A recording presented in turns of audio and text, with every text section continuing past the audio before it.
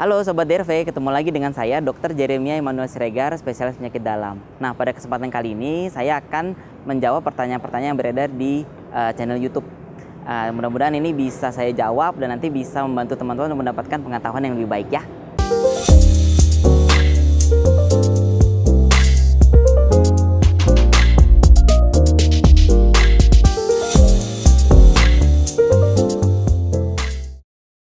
Ada beberapa pertanyaan nih yang memang perlu saya jawab.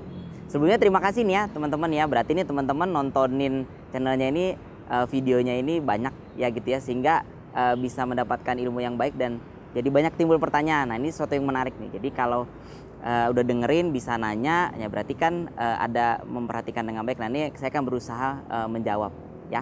Oke. Jadi ini ada nih pertanyaan dari Gula Merah. Siapa nih Gula Merah? Oke, Dok, kira-kira hampir 2 mingguan urin saya kok berbusa ya? Oke, apakah itu salah satu gejala gangguan ginjal? Pinggang sering terasa pegal, kadang sedikit terasa panas. Pernah cek darah urin, ronsen, alhamdulillah ginjal baik. Kira-kira apa ya, Dok? Oke, terima kasih nih buat pertanyaannya. Nah, jadi memang kalau kita ngomongin tentang urin berbusa, seringkali memang diasosiasikan dengan sakit ginjal. Kenapa? Ya karena memang ya ginjal itu kan mengeluarkan kencing ya, mengeluarkan urin. Jadi kalau urin berbusa orang suka takut, jangan-jangan saya kena penyakit ginjal nih, ginjalnya bocor. Belum lagi pinggangnya sakit, ya kan? Karena ginjal kan juga adanya di belakang sini ya. Jadi takut nih ada urinnya berbusa, pinggangnya sakit, jangan-jangan saya kena sakit ginjal. Nah, kebetulan si Gula Merah ini udah periksa dan katanya normal. Ya kalau memang normal ya berarti memang nggak perlu takut, karena itu kan memang sesuatu yang mungkin saja terjadi pada orang yang normal. Misalnya pada kencing yang berbusa. Kencing yang berbusa itu nggak harus selalu berarti ada penyakit ginjal ya. Karena kalau kita biasanya kurang minum atau ada makanan-makanan tertentu, biasanya makanan yang tinggi protein ya, atau ada makanan yang tinggi lemak bisa juga sih, tapi seringnya tinggi protein. Misalnya nih kita malam-malam habis pesta gitu ya, habis party-party gitu ya. Habis itu kita mungkin juga kurang minum, terus bangun pagi subuh-subuh waktu kita kencing ternyata urinnya berbusa ya. Jadi bisa saja itu terjadi karena makanan yang kita konsumsi atau kita kurang minum. Jadi teman-teman nggak perlu takut ya. Ya kalau memang itu terjadi secara berulang-ulang, apalagi misalnya teman mengalami gejala seperti mulai bengkak gitu ya. Misalnya bengkaknya kelihatan di mata, pagi-pagi matanya mulai bengkak, lalu kencingnya berbusa. Nah, itu nggak boleh tunggu lama-lama, harus berobat karena mungkin saja memang itu terjadi penyakit ginjal. Tapi kalau misalnya nih teman-teman mulai minum banyak, misalnya agak ngurangin protein gitu ya, lalu misalnya di siang hari atau malam hari kencingnya jadi normal, atau besok paginya kan mungkin setelah selesai party habis itu makannya udah biasa lagi, kencingnya udah nggak berbusa, ya udah nggak usah terlalu dipikirkan ya, karena mungkin aja ada faktor-faktor yang bisa menyebabkan hal tersebut. Nah, berkaitan dengan pinggang sakit, pinggang itu organnya banyak ya, nggak cuma di ginjal. Bisa saja terkena di otot ya, yang paling gampang ya, misalnya habis aktivitas ya mungkin ada salah posisi atau gimana terus pinggangnya sakit, atau memang sesuatu terkait di tulang belakang, saya mengenai pinggang jadi pinggangnya sakit. Nah, jadi memang itu yang harus diwaspadain. Bisa saja sih terkena sakit ginjal, tapi lagi-lagi kita harus lihat ya, sebaiknya juga kontrol ke dokter. Nah, salah satu hal yang bisa kita curigai kalau memang kita terkena masalah ginjal, mungkin urinnya keruh atau urinnya ada warna sedikit merah, mungkin pink, dan ada pasir-pasirnya ya. Kadang sering terjadi seperti itu kalau orang mengalami sakit ginjal yang spesifik terkait dengan batu gitu ya. Jadi kalau ada begitu mungkin teman-teman terkena sakit ginjal ya. Biasanya sih gejalanya pegel-pegel bisa saja ya. Nah, tapi yang lebih spesifik lagi kalau seseorang mengalami kolik. Jadi bukan nyerinya biasa, bukan kayak pegel-pegel gitu ya, tebel-tebel, bukan, tapi nyerinya tiba-tiba sakit sekali gitu ya di pinggang, dan juga disertai dengan keluhan yang tadi saya bilang, yang urinnya ada pasirnya mungkin, terus ada warnanya sedikit merah. Nah, itu gejala kolik. Nah, itu lebih meyakinkan kalau seseorang itu terkena sakit ginjal spesifik di batu, atau misalnya pinggangnya sakit sekali disertai dengan demam yang tinggi. Nah, atau terus mungkin kencingnya anyang-anyangan atau agak panas. Nah, bisa saja mungkin terkena infeksi yang berkaitan dengan ginjal. Nah, kalau ada tanda-tanda seperti itu ya segera berobat ke dokter karena kemungkinan mengalami hal tersebut. Gitu ya, mudah-mudahan bisa bantu ya. Ini ada pertanyaan yang berikut nih dari Davin Sebastian. Dok, jika dalam pengobatan TBC kan makan obat tiap hari, cara untuk mencegah agar tidak penurunan ginjal, hati, dan organ lain gimana ya? Oke, makasih ini pertanyaannya ya Davin ya. Jadi gini mas, kalau kita berbicara tentang gangguan ginjal karena obat, sebenarnya itu dibilang semua obat bisa bikin sakit ginjal itu sebenarnya nggak tepat. Ya memang harus tergantung oleh obat-obatan yang diminum. Seringkali memang dokter selalu yang kasih saran, kasih tahu kira-kira apa sih obat-obatan yang bisa secara langsung mengganggu ginjal. Ya, nah obat-obatan seperti obat nyeri ya, seringkali kan kita kalau nyeri pegel-pegel beli obat di warung gitu ya, entah mereknya apa gitulah ya. Nah itu harus diwaspadain karena obat-obat nyeri bisa saja menyebabkan gangguan ginjal ya. Nah jadi yang pertama itu dulu deh yang harus diwaspadai, karena ini obat-obatan yang sering sekali diminum dan gampang kita beli tanpa harus pakai resep. Nah jadi harus hati-hati dengan obat nyeri ya. Kalau memang ada nyeri-nyeri ya takut apa gimana, berobat dulu deh ke dokter supaya kita bisa evaluasi nyerinya kenapa ya. Nah terus ada obat-obatan yang lain juga tapi memang nggak terlalu spesifik menyebabkan gangguan ginjal ya. Nah justru kalau misalnya mungkin kalau teman-teman lihat video saya yang sebelumnya ya, kalau teman-teman ada penyakit diabetes, penyakit hipertensi atau mungkin penyakit ginjal, ya justru kalau minum obat harus rutin ya untuk penyakit-penyakit tersebut. Karena kalau nggak minum obat dengan rutin ya nanti ginjalnya bisa rusak ya. Jadi mungkin yang seperti itu ya. Kalau pengobatan tuberkulosis sih relatif nggak mengganggu ginjal kok ya, tentunya dengan dosis yang disesuaikan ya, dokternya juga mestinya ngerti gitu ya. Nah terus gimana caranya supaya nggak kena penurunan fungsi ginjal? Yaitu tadi yang saya bilang ya, harus minum air yang cukup ya, minum obat sesuai anjuran dokter, tentunya dengan dosis yang dianjurkan oleh dokter ya. Kalau ada pertanyaan, ada perlu apa-apa ya berobat ke dokter, maksudnya konsultasi supaya bisa ada diskusi kira-kira nih obatnya sudah tepat atau belum, ataukah perlu obat yang lain, ataukah perlu pemeriksaan yang lain supaya memastikan apakah obat ini perlu dilanjutkan atau tidak gitu ya, supaya nanti kita bisa meminimalisir jumlah obat-obatan yang masuk ke dalam tubuh kita ya, dengan harapan kita nggak terlalu memberatkan ginjal ya. Ini dari Wijayakarta, mau tanya dok, saya tanya dokter penyakit dalam boleh makan ikan sama ayam karena ginjal saya bagus, cuma ginjal bocor. Tapi tanya dokter satu lagi nggak boleh makan ayam sama ikan, yang benar yang mana ya? Makasih. Oke, terima kasih ya Wijaya pertanyaannya, ini cukup menarik nih. Jadi gini, kalau kita berbicara tentang ginjal bocor, sebenarnya kita harus lihat dulu nih yang dimaksud dengan ginjal bocor nih apa nih ya. Karena memang ya kalau kita berbicara tentang ginjal bocor memang sering diasosiasikan dengan protein yang keluar dari dalam urin. Karena protein itu kan sebenarnya nggak boleh keluar di urin. Pun kalau misalnya keluar nggak boleh dalam jumlah yang banyak, harus sedikit sekali gitu ya. Dan itu juga harus lihat-lihat kondisi. Nah pada saat protein itu bocor dalam jumlah yang cukup banyak di dalam urin, maka kita bisa menduga adanya kerusakan ginjal. Nah kalau sudah terjadi kerusakan ginjal, apakah memang kita harus membatasi protein? Nah itu juga relatif. Itu harus kita lihat dulu penyakit-penyakitnya ya, case by case.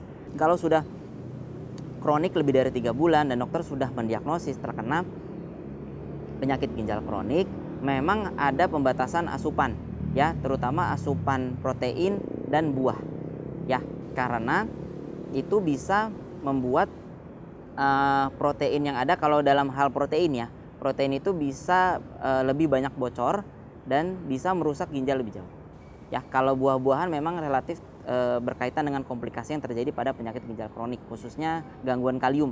Nanti kaliumnya bisa tinggi kalau kalau makan buah yang banyak. Nah, tapi kalau memang seseorang sudah didiagnosis mengalami penyakit ginjal kronik, memang asupan protein itu harus dibatasi. Lalu protein-protein apa saja sih yang baik gitu ya? Sebenarnya ya ada banyak berbagai hal yang bisa dimakan. Sebenarnya kita lebih melihat dalam hal jumlah ya, karena jumlah itu memang harus benar-benar tepat. Kalau seseorang mengalami penyakit ginjal kronik, memang batasan protein itu sekitar 0,6 sampai 0,8 gram per kilogram berat badan. Jadi teman-teman hitung aja tuh.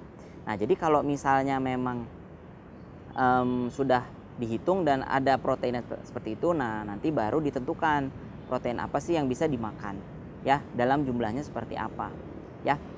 Jadi secara spesifik sih kita nggak terlalu berbicara tentang jenis makanannya gitu ya. Mungkin kalau teman-teman mau juga bisa konsultasi juga dengan dokter gizi. Biasanya sih kita dokter penyakit dalam juga kerjasama sama dokter gizi untuk menentukan diet yang tepat nih untuk protein yang baik begitu ya. Nah kalau kita milih protein memang ya kalau seseorang terkena penyakit ginjal kan biasanya ada penyakit yang lain tuh yang menyertai, misalnya diabetes, juga kolesterolnya tinggi, lalu juga hipertensi. Nah dietnya itu juga disesuaikan, jadi kan kayak gitu-gitu misalnya kayak daging merah itu mesti dibatasin, karena kan daging-daging merah selain juga protein ya itu juga kan kolesterolnya tinggi, nah itu juga harus diwaspadai. Nah jadi kira-kira seperti itu. Nah jadi itu sebenarnya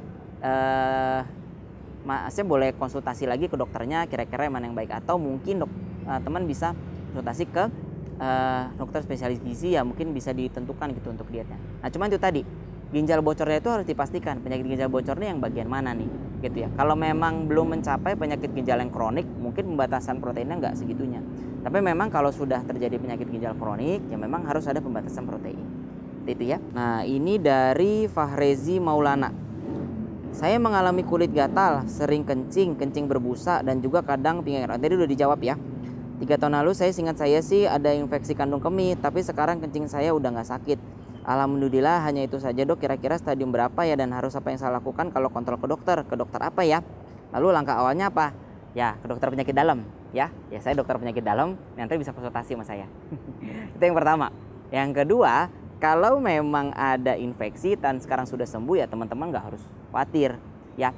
Mungkin yang perlu dievaluasi lebih lanjut adalah apakah infeksi tersebut menyisakan sesuatu di ginjalnya. Maksud saya gini, kadang kalau seseorang mengalami infeksi yang berulang, bisa saja infeksi tersebut menimbulkan batu di dalam ginjalnya. Nah itu yang bisa dievaluasi.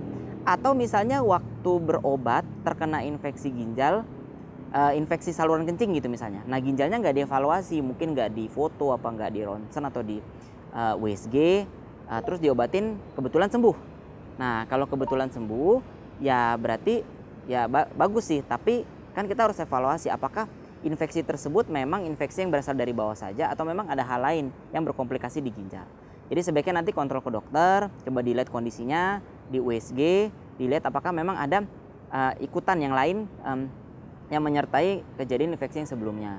Dan tentunya juga periksa pemeriksaan fungsi ginjal, ureum kreatinin, lalu juga periksa kencing untuk melihat apakah kencingnya masih ada hal-hal yang perlu diperhatikan.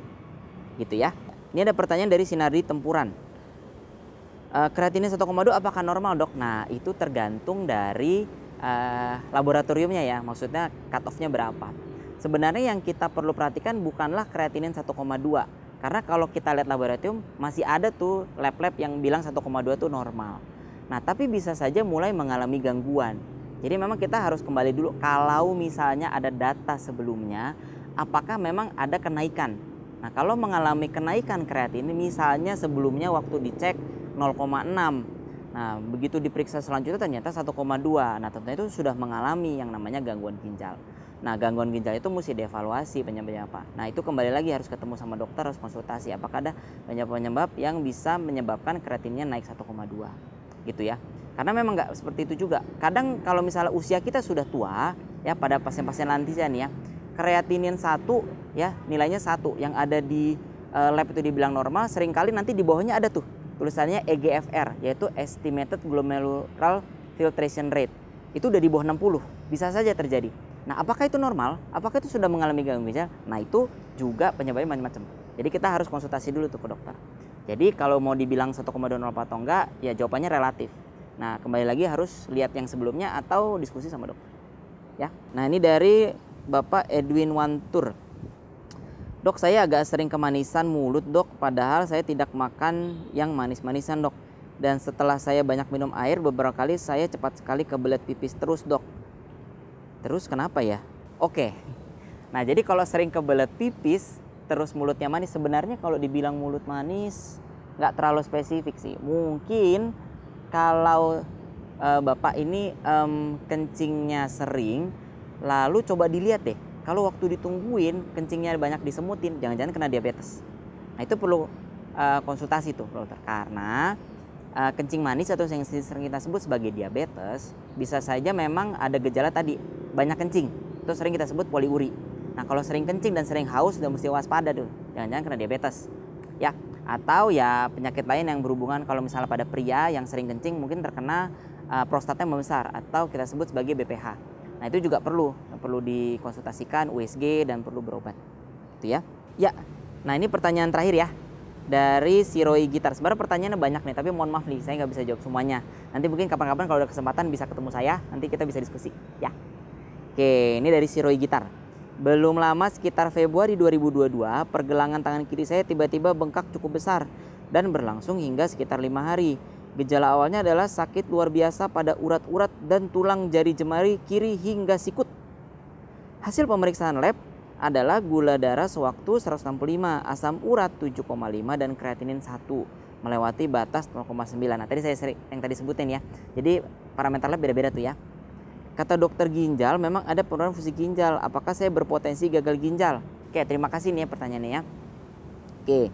Jadi kalau teman mengalami tadi yang dikeluhkan ada bengkak dan nyeri di pergelangan ya, lalu nyeri sekali dan asam uratnya naik. Nah teman-teman harus waspada, mungkin mengalami yang namanya gout arthritis. Saya belum bisa bilang sih orang ini terkena gout arthritis atau arthritis karena gout ya, karena asam urat. Nah tentunya itu harus dipastikan, harus diperiksa. Karena memang lokasinya sesuai dan gejalanya khas, mungkin saja mengalami yang namanya asam urat ya. Kenapa begitu? Karena tadi kalau misalnya teman ini berbicara tentang fungsi ginjal yang naik, bisa saja asam urat itu juga mengganggu ginjal ya. Sering juga kita sebut nefropati yang disebabkan karena asam urat ya. Nah itu khas sekali. Jadi kalau misalnya kita periksa kencingnya, periksa ginjalnya terganggu, ada juga kemungkinan kristal asam urat yang ada di dalam kencing atau mungkin bisa disertai dengan batu. Nah kalau misalnya terjadi hal tersebut, ya itu harus konsultasi, harus diskusi untuk pengobatannya. Nah salah satu yang bisa dilakukan adalah dengan menurunkan asam uratnya dengan pengobatan. Tapi kalau memang ada kondisi sedang akut, misalnya sedang nyeri-nyerinya, memang kita tidak sarankan untuk minum obat asam urat, kecuali memang pasien tersebut sudah rutin mengkonsumsi obat asam urat. Nah itu bisa diteruskan. Tapi kalau sedang tidak minum, memang kita tidak boleh langsung memberikan obat asam urat karena itu bisa berpotensi memperburuk nyeri atau penyakit dari asam urat pasien tersebut. Sebaiknya kita kurangi dulu nyerinya, kita kurangi bengkaknya ya, sehingga pasien tersebut bisa lebih tenang. Nanti kalau sudah tenang, kita berikan obat tersebut, baru kita bisa mulai pengobatan asam urat. Nah targetnya berapa? Sebisa mungkin di bawah 7 ya. Ada juga yang bilang kalau bisa di bawah 6 ya, relatif. Tapi sebisa mungkin kalau kita bisa menurunkan di bawah 7, ya itu bisa mengurangi komplikasi yang terjadi pada penyakit asam urat. Nah jadi kalau memang itu bisa dikerjakan, ada kemungkinan tuh penyakit asam uratnya bisa sembuh ya, asal meminum obat teratur dan tentunya dengan diet yang ketat gitu ya. Saya bilang bisa ya, tapi memang nggak semua orang bisa mengalami. Tapi ada kemungkinan, karena memang ada kemungkinan kalau asam uratnya itu bisa ditekan dengan optimal ya, keluhannya bisa dikurangi sampai bisa nggak ada keluhan. Bisa saja asam urat yang terbentuk itu bisa luruh, misalnya terkena gout arthritis, bisa saja kristal-kristal asam uratnya itu luruh, jadi bisa hilang, bisa saja ya, tapi itu memang relatif, jadi harus berbeda case by case gitu. Nah batu juga begitu ya, tapi memang agak lebih sedikit sih kemungkinannya. Tentunya kalau memang udah ada batu apalagi berkomplikasi, sebaiknya diobati, bisa misalnya di laser gitu ya, atau dengan tindakan dari bidang urologi supaya batunya bisa dikeluarkan. Nah jadi seperti itu ya. Kalau dibilang ini penurunan fungsi ginjal, seperti tadi saya bilang, belum tentu, harus lihat lagi ya. Tapi memang kalau ada 0,9 naik ke 1 ya memang agak naik, tapi sebenarnya belum masuk ke kategori terjadi gangguan ginjal yang spesifik. Nah mungkin yang bisa saya sarankan kepada teman yang di sini adalah kontrol dulu ke dokter, coba diperiksakan ulang asam uratnya, lalu dipastikan lokasi tempat yang dibilang nyeri. Nah kalau memang gejala sesuai dengan gout arthritis ya cepat-cepat deh berobat, nyerinya dikurangi ya dengan obat-obatan. Setelah itu mulai minum obat asam urat. Nah dengan minum obat asam urat dan menurunkan kadar asam urat di dalam darah, itu bisa membantu supaya nyeri bisa berkurang dan juga ginjal juga bisa jadi lebih membaik. Jadi itu ya Sobat DRV, pertanyaan-pertanyaan yang sudah saya jawab. Mohon maaf lagi nih sebelumnya kalau misalnya ada pertanyaan yang belum saya jawab. Ya teman-teman nanti bisa konsultasi ya, saya praktek di Rumah Sakit Siloam, nanti teman bisa cari. Kalau misalnya nanti mau konsultasi lagi lebih lanjut ke saya dengan penyakit-penyakit yang tadi, bisa diskusi supaya nanti kita bisa dapat pemahaman yang sama nih tentang penyakit yang dialami oleh teman-teman semua, supaya nanti bisa pengobatan optimal. Ya tapi tetap sebagai dokter saya selalu doakan supaya teman-teman semua tetap sehat ya gitu. Dan kalau harus berobat ya harus berobat ke dokter ya. Sekali lagi, jangan nanya ke tetangga sebelah, karena tetangga sebelah belum tentu tahu. Oke, terima kasih semuanya, sampai jumpa lagi. Dapatkan informasi medis langsung dari Dr. Vito dengan subscribe channel YouTube ini. Anda juga bisa membagikan semua informasi berharga di sini dengan cara share ke teman-teman atau kenalan Anda.